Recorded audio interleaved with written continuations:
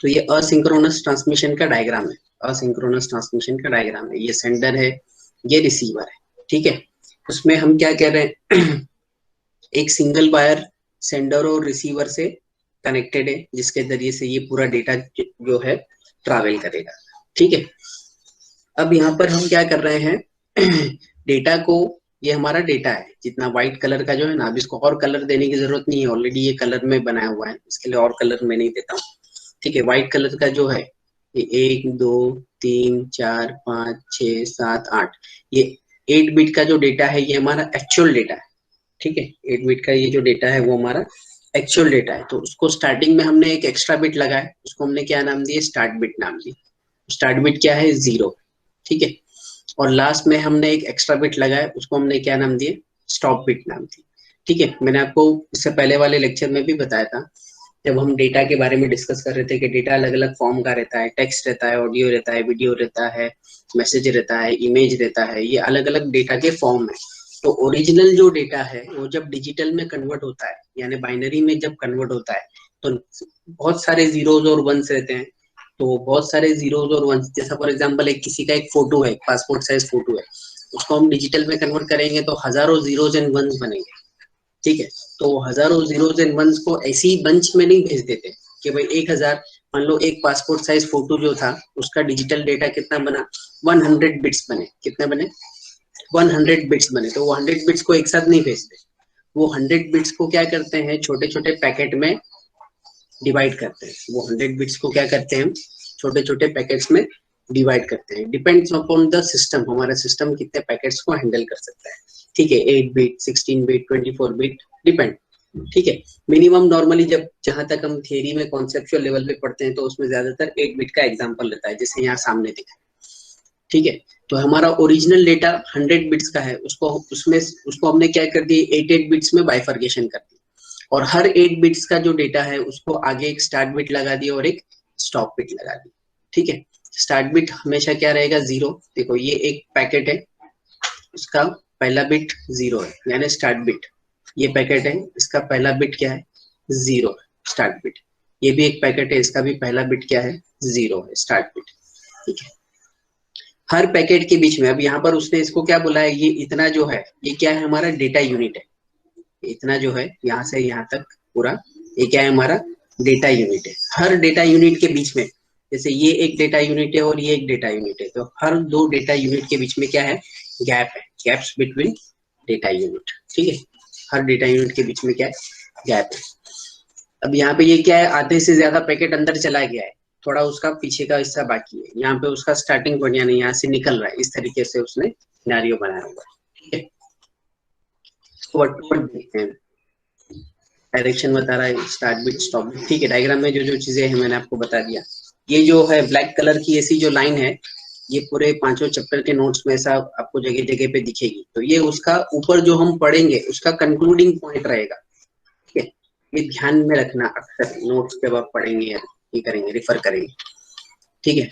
तो asynchronous transmission, topic का नाम क्या है हमारा, asynchronous transmission. It is a type of serial transmission, it is a sub type of serial transmission. Serial transmission का ही वो सब टाइप है, ठीक है। asynchronous transmission is so named because the timing of a signal is unimportant। यहाँ पे timing of the signal is unimportant, timing का कोई भी इम्पोर्टेंस यहाँ पर नहीं है, इसके लिए उसको क्या कहते हैं, asynchronous transmission कहते हैं। instead information is received and translated by agreed upon patterns, ठीक है।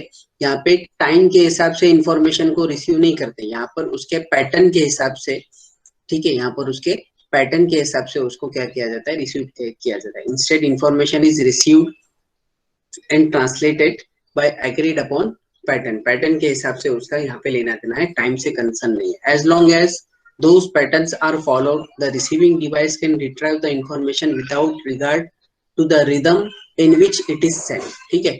यहाँ पर सेंडर जो पैटर्न में पैकेट्स या डेटा यूनिट सेंड कर रहा है, वही पैटर्न में डेटा यूनिट्स रिसीवर साइड में रिसीव होना चाहिए, ऐसी कोई जरूरत यहाँ पर नहीं है। जो पहले आया उसको वो रिसीव कर लेगा। मान लो आपने 5 डेटा यूनिट भेजे, डेटा यूनिट नंबर 1 2 3 4 5, पांचों सेंडर से क्या हुए, सेंड कर दिया हमने। मान लो थर्ड नंबर का डेटा यूनिट जो है वो रिसीवर पे पहले पहुंच गया, तो वो उसको क्या कर लेगा, रिसीव कर लेगा। ऐसा नहीं है कि भाई पहले 1 नंबर का डेटा यूनिट सेंड हुआ था सेंडर से, तो 1 नंबर का ही डेटा यूनिट रिसीवर पे रिसीव होगा, ऐसी कोई कंपल्शन नहीं है। वापस से सुनो, as long as those patterns are followed, the receiving device can retrieve information without regard to the rhythm in which it is send, यानी जो रिदम में वो सेंड हुए थे वही रिदम में वो रिसीवर सेंड करेगा, ऐसी कोई जरूरत नहीं है। Without regard to the rhythm in which it is send. Patterns are based on grouping the bits stream into bytes. जो बिट्स की जो स्ट्रीम है, बिट्स की जो लाइन है लंबी, ठीक है, उसको हम क्या करते हैं, ग्रुपिंग करते हैं। और ग्रुप, उस पर्टिकुलर बिट के ग्रुप को क्या कहते हैं, डेटा यूनिट कहते हैं। ठीक है, कोई भी इंफॉर्मेशन को हम जब डिजिटल में कन्वर्ट करते हैं तो नंबर ऑफ बिट्स की स्ट्रीम बनती है, नंबर ऑफ बिट्स की लाइन बनती है, 100, 2000, 200, 10,000 एंड नंबर ऑफ बिट्स की। तो उस बिट्स को हम क्या करते हैं, ग्रुपिंग करते हैं। उस बिट्स को हम क्या करते हैं, ग्रुपिंग करते हैं। और वो ग्रुपिंग को क्या कहा जाता है, यहाँ पर इनिशियल लेवल पे हम क्या कहते हैं, उसको डेटा यूनिट कहते हैं। उस ग्रुपिंग को हम क्या कहते हैं, इनिशियल लेवल पे डेटा यूनिट कहते हैं। तो length of the data unit में B 8, 16, 24, 32, whatever it may be, ठीक है, depends upon the software hardware आप क्या यूज कर रहे हो, कौन सी टेक्निक यूज कर रहे हो। बट सिंपल बुक्स के अंदर जो कॉन्सेप्ट समझाने के लिए 8 बिट का एग्जांपल ज्यादातर दिया जाता है। ठीक है, तो patterns are based on grouping the bit string into bytes. ठीक है, बाइट्स के फॉर्म में, यानी मिनिमम 8 बिट का तो ग्रुप रहेगा ही, because 8 bit is nothing but 1 byte, 16 bit is nothing but 2 byte, 24 bits मतलब 3 बाइट। ठीक है, तो मिनिमम बाइट यानी 1 बाइट तो होना ही चाहिए। It may be 2 byte, 3 byte, 4 byte, 5 byte. Each group usually 8 bits. ठीक है, अब मिनिमम वो बाइट में ही रहेगा, तो बाइट मतलब एक बाइट के अंदर मिनिमम कितने, 8 बिट तो रहते ही हैं। तो each group usually 8 bits is sent along the link as a unit. जो सेंडर और रिसीवर के बीच में जो लिंक है, उस लिंक के ऊपर उसको सेंड किया जाता है, is sent along the link as a unit. वो लिंक के ऊपर एज अ यूनिट बोल के उसको हम सेंड करते हैं। The sending system handles each group independently. Sending system जो है सेंडर से रिसीवर के बीच में, वो हर एक यूनिट को इंडिपेंडेंटली हैंडल करेगा। ऐसा नहीं कि एक यूनिट दूसरे के ऊपर डिपेंड है, दो को मिलाकर ही एक साथ भेजना है, ऐसा नहीं। Relying it to the link whenever ready. ठीक है, ये सेंडर से रिसीवर पे कब जाएगा, किसके ऊपर रिलाई करता है, कि जब लिंक जो है सेंडर और रिसीवर के बीच में जो कनेक्शन है वो एस्टेब्लिश रहेगा।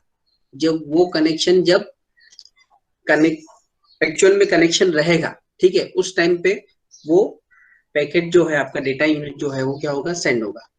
Without regard to a timer, without regard to a timer. 3 point है यहाँ पर। The sending system handles each group independently. Sending system जो है वो हर डेटा यूनिट को अलग से सेपरेट ट्रीटमेंट देगा। Relying it to the link whenever ready. जब लिंक जो है तैयार होगी, लिंक जब फ्री होगी, उस टाइम पे उसको वो भेजेगा without regard to a timer. उसमें कोई भी टाइम की बाउंडिंग नहीं है। Without synchronization the receiver can not see timing to predict when the next group will arrive.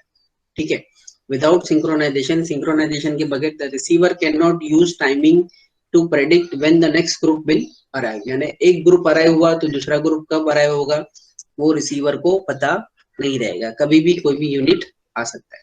To alert the receiver, इसके लिए रिसीवर को अलर्ट करने के लिए, to alert the receiver to the arrival of new group. तो receiver को कैसा पता चलेगा कि नया ग्रुप आया है।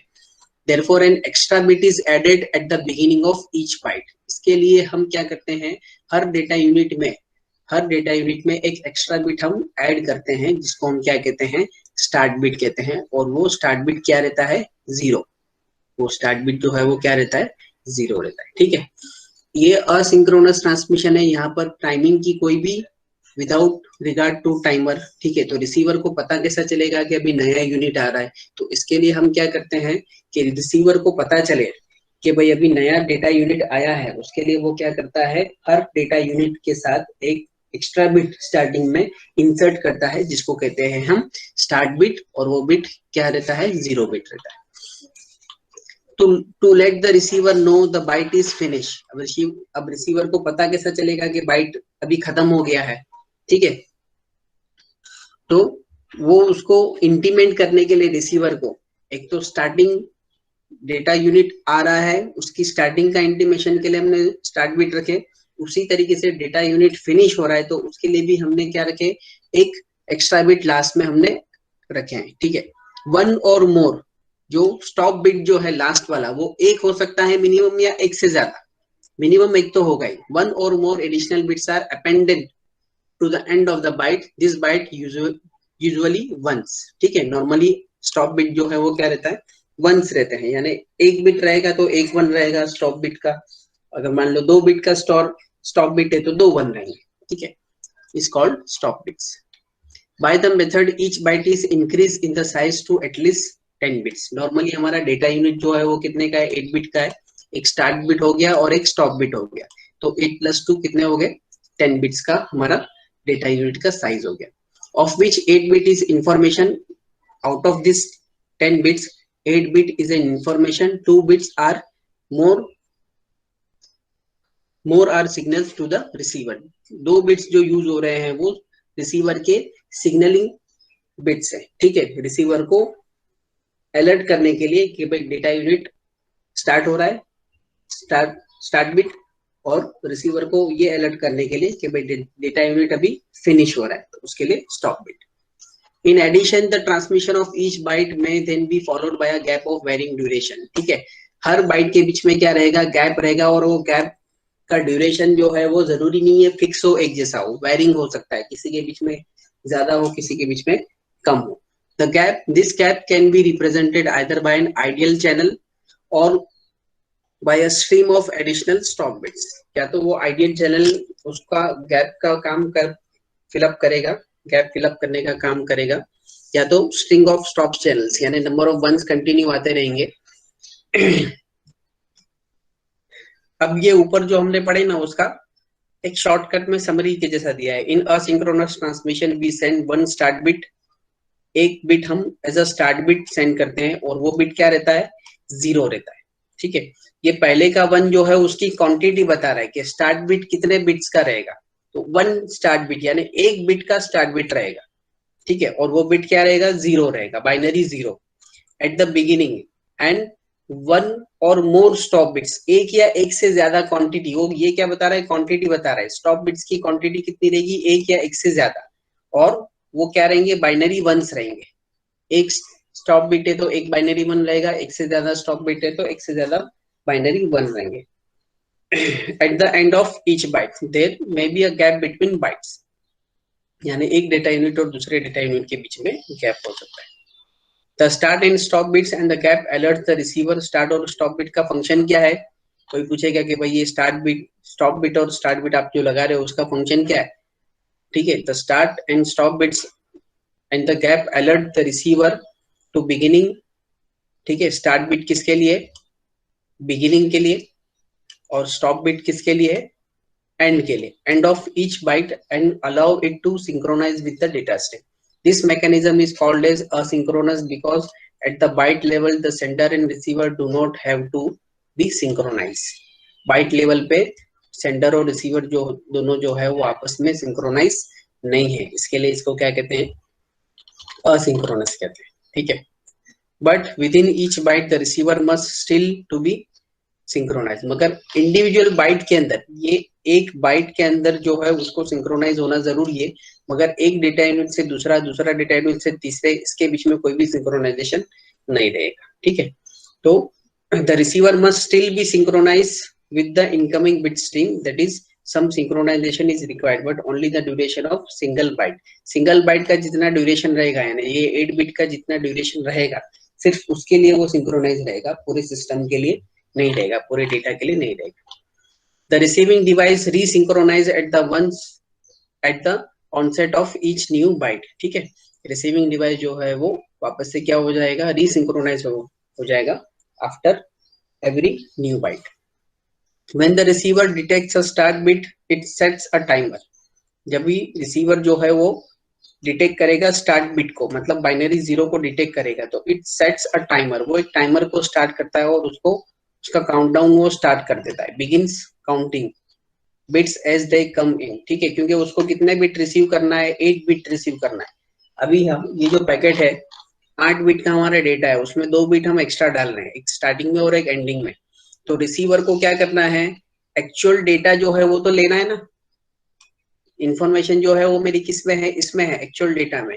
ये स्टार्ट बिट और स्टॉप बिट जो है उसके अंदर तो कोई इंफॉर्मेशन नहीं है, तो स्टार्ट बिट और स्टॉप बिट को रिसीवर पे हटाना है। ठीक है, तो इसके लिए रिसीवर क्या करता है, बाइट सिंक्रोनाइजेशन रखता है। रिसीवर क्या रखता है, बाइट सिंक्रोनाइजेशन रखता है। The receiver must still be synchronize with the incoming bit stream. Incoming bit stream जो है उसमें वो सिंक्रोनाइज रहता है। इसके लिए जैसे ही रिसीवर डिटेक्ट करता है कि भाई स्टार्ट बिट आया, तो एक वो काउंटर को सेट करता है और उसकी काउंटिंग वो स्टार्ट करता है। आफ्टर एन बिट्स, यानी 8 बिट रिसीव होने के बाद, ये पहला बिट आया 0, ठीक है, तो इसको पता चल गया कि भाई नया डेटा यूनिट आया। अब जैसे ये 0 को हटाएगा, 0 को रिसीव कर लेगा, तो एक काउंटर स्टार्ट करेगा, वो काउंटिंग स्टार्ट करेगा जितना डेटा यूनिट की साइज रहेगी। अब डेटा यूनिट की साइज कितनी है यहाँ पर, 8 बिट। तो पहला बिट आए, पहला बिट ये 1 आएगा, तो वो उसका काउंटर स्टार्ट हो जाएगा 1 2 3 4 5 6 7 8, इस तरीके से। तो यहाँ पर उसको एन बिट्स बोला है, ठीक है। After n bits, data unit की साइज कितनी है हमारी, 8 बिट्स, तो 8 बिट का काउंटर रहेगा। After n bits receives looks up for the stop bit. 8 bit होने के बाद अभी क्या आना चाहिए, स्टॉप बिट ही आना चाहिए। यानी 8 बिट खत्म होने के बाद जो 9th नंबर का जो लास्ट बिट रहेगा वो क्या होना चाहिए, बाय डिफॉल्ट बाइनरी 1 ही होना चाहिए, मतलब स्टॉप बिट ही होना चाहिए। तो as soon as it detects the stop bit, it waits until it detects the next start bit. जैसे ही वो स्टॉप बिट को डिटेक्ट कर लेगा, उसके बाद वो क्या करेगा, वेट करेगा, कब तक, कि जब तक नया डेटा यूनिट नहीं आता और उसका स्टार्टिंग में बाइनरी 0 वो डिटेक्ट नहीं करता, तब तक वो क्या करेगा, वेटिंग पीरियड में रहेगा। तो asynchronous here means asynchronous at the byte level. तो यहाँ पे असिंक्रोनाइजेशन ट्रांसमिशन जो है उसका मतलब क्या है, बाइट लेवल पे असिंक्रोनाइजेशन है। बाइट लेवल मतलब ये डेटा यूनिट और ये डेटा यूनिट, ये दोनों के बीच में असिंक्रोनाइजेशन है। उसी तरीके से ये डेटा यूनिट और ये डेटा यूनिट, ये दोनों के बीच में असिंक्रोनाइजेशन है। मगर within data unit, within data unit it is synchronize, within data unit it is synchronize. ठीक है, समझ में आ रही है बात। But the bits are still synchronize, the duration are the same. Byte के डेटा यूनिट के अंदर जो बिट्स है वो सब क्या रहेंगे, सिंक्रोनाइज रहेंगे। हर बिट का जो टाइम ड्यूरेशन है वो क्या रहेगा, सेम रहेगा, अलग नहीं रहेगा। Figure 5 is a schematic illustration of asynchronous transmission. In this example, the start bits are 0, stop bits are 1, gaps are ideal. ठीक है, एडवांटेज क्या है इसका, it is the cheap and effective. Application क्या है इसका, लो स्पीड कम्युनिकेशन के लिए इसका एप्लीकेशन यूज होता है। ठीक है, असिंक्रोनस ट्रांसमिशन कहाँ पर यूज होता है, लो स्पीड कम्युनिकेशन के लिए, उसका एग्जाम्पल दिया हुआ है। ठीक है, लो स्पीड कम्युनिकेशन कहाँ पर है, the connection of a keyboard to a computer is a natural application to asynchronous transmission. A user type only one character at a time. ठीक है, यूजर क्या करता है, एक character at a time type करता है। जैसे अभी मैंने ए टाइप किया, ए टाइप करने के बाद मैं अभी नेक्स्ट कैरेक्टर कौन सा टाइप करूंगा और कब टाइप करूंगा, computer can not predict it. ठीक है, कंप्यूटर का जो रिसीवर है वो उसको प्रेडिक्ट नहीं कर सकता। ठीक है, so types extremely slow in data processing terms and leaves unpredictable gaps between time, sorry, unpredictable gaps of time between character। यानी एक कैरेक्टर टाइप होने के बाद दूसरा कैरेक्टर कब टाइप करेगा यूजर, उसका टाइम प्रेडिक्ट करना जो है वो पॉसिबल नहीं है। इसके लिए unpredictable gap of time between the characters रहता है। असिंक्रोनस हियर मींस, यहाँ पे असिंक्रोनस का मतलब क्या है, asynchronous at the byte level. Byte level पे वो क्या है, असिंक्रोनस है। डेटा यूनिट लेवल पे वो क्या है, सिंक्रोनाइज है, यानी bits are still synchronize, their duration are same. ठीक है, बाइट लेवल पे यानी एक पासपोर्ट साइज फोटो का मैंने एग्जांपल आपको बताया था कि भाई एक पासपोर्ट साइज फोटो है, उसको हम डिजिटल में कन्वर्ट करते हैं तो उसके 100 बिट्स बने फॉर एग्जांपल। तो 100 बिट्स को हम 8 बिट्स पे क्या कर रहे हैं, उसका जो डेटा यूनिट बना रहे हैं। ठीक है, 100 बिट्स को हम 8 यूनिट्स पे ग्रुप कर रहे हैं। तो ग्रुपिंग मतलब क्या हो गया, 8 बिट का मेरा डेटा यूनिट हो गया।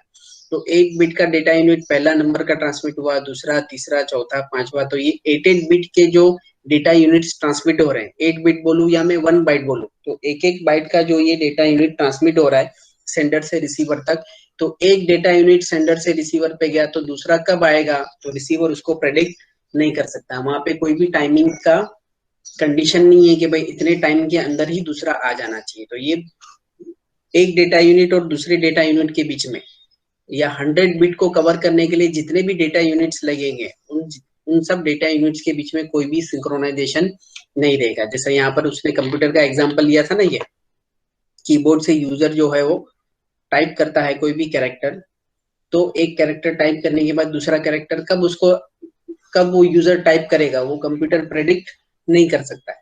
तो ये असिंक्रोनाइजेशन का एग्जांपल है। तो असिंक्रोनाइजेशन हियर मींस व्हाट, ये जो लाइन है asynchronization here means asynchronization at byte level, not bit level। ठीक है, बिट लेवल पे तो वो सिंक्रोनाइज ही है। समझ में आया आकाश?